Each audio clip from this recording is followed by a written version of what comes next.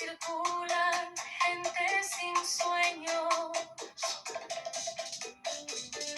en su cetro pululan dementes con empeño, miradas perdidas buscando jeringuillas, pistadas vidas esperando entre pastillas. Madres con niños, soldados sin fusiles. Padres con cariño, delicados u hostiles. Una luz mortecina ilumina los vagones.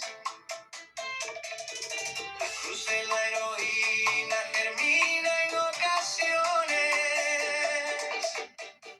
Mendigos errantes buscando dinero, amigos y amantes viajando con esmero, artistas, cantautores, vendedores y viajantes, arribistas, pecadores, pensadores y paseantes.